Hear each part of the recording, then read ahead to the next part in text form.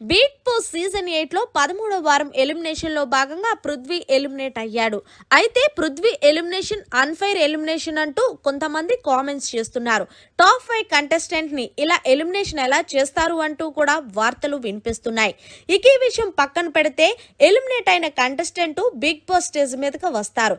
ఇక స్టేజ్ మీదకి ఆహ్వానించిన నాగార్జున గారు ఏంటి పృథ్వీ ఎక్స్పెక్ట్ చేసావని అడగటంతో అస్సలే ఎక్స్పెక్ట్ చెయ్యలేదు సార్, కానీ ఏదో జరగాల్సింది జరిగిపోయింది కదా సార్, ఇంకేం చేయగలం అంటే నీలో ఈ స్పాంటినిటీ చాలా బాగుంటుంది పృథ్వీ, సరే మరి నీ జర్నీ చూసేద్దామా అని అడిగారు.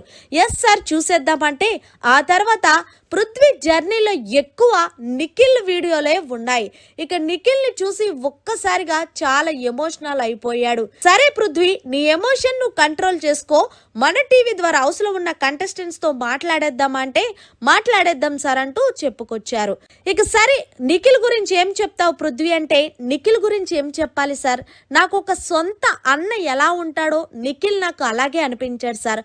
హౌస్ లో అడుగు పెట్టిన తర్వాత నాకు పాజిటివ్ వైబు నిఖిల్ చూసి కనిపించింది.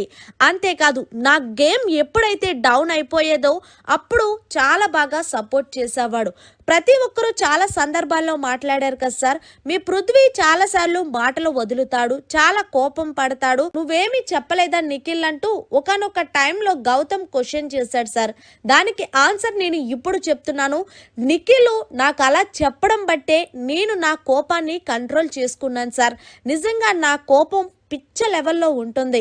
నాకు ఎప్పటికప్పుడు ఒక తండ్రిలాగా, ఒక అన్నలాగా, ఒక అమ్మలాగా నాకు హౌస్లో భరోసా ఇస్తూ నా కోపాన్ని తగ్గించిన పర్సన్ ఎవరైనా ఉన్నారు అంటే అది నా ఫ్రెండ్ నిఖిల్ అని నేను బల్లగుద్ది చెప్తాను.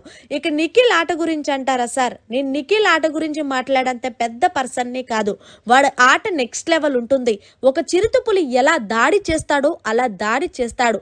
వాడు ఆట ఆడే విధానం చూసి హౌస్లో ఉన్న కంటెస్టెంట్స్ అందరూ కూడా భయపడిపోతారు. ఇక సార్ 3 సార్లు మెగా చీఫ్ నుండి తొలగించేశారు, వాడు భయపడకపోతే ఎందుకు తొలగిస్తారు చెప్పండి అంటూ క్వశ్చన్ చెయ్యడంతో ఒక్కసారిగా నిఖిల్ అయితే చాలా ఎమోషనల్ అయిపోయి నా లైఫ్లో నాకున్న మంచి బెస్ట్ ఫ్రెండ్ పృథ్వీ సార్, నిజంగా వాడితో ఉన్న మెమరీస్ నేను ఎప్పటికీ మర్చిపోలేను సార్ అంటూ చాలా ఎమోషనల్ అయిపోతుంటే పృథ్వీ నువ్వు వేడద్దు బ్రో, నువ్వు నిజంగా సూపర్ స్వీట్ గాయ్, నేను ఒకటే కోరుకుంటున్నాను కప్పు తీసుకొని రావాలి పార్టీ చేసుకుందామంటే తప్పకుండా అంటూ చెప్పుకొచ్చాడు. ఇక తర్వాత నాగార్జున గారు విష్ణు గురించి ఏం చెప్తావు అంటే విష్ణు చాలా మంచి అమ్మాయి సార్, చాలా చిన్న పిల్ల లాంటిది, కొన్ని సార్లు ఆమె తెలియకుండానే తప్పులు చేస్తుంది, కానీ హౌస్లో నేను ఉన్నంతసేపు కూడా నాకు అడక్కనే కాఫీ తీసుకొచ్చి ఇచ్చేది, నేను చిరాకు పడినా కూడా తను ఏదో ఒక తల్లిలాగా అయితే నాకు సేవలు చేసింది సార్.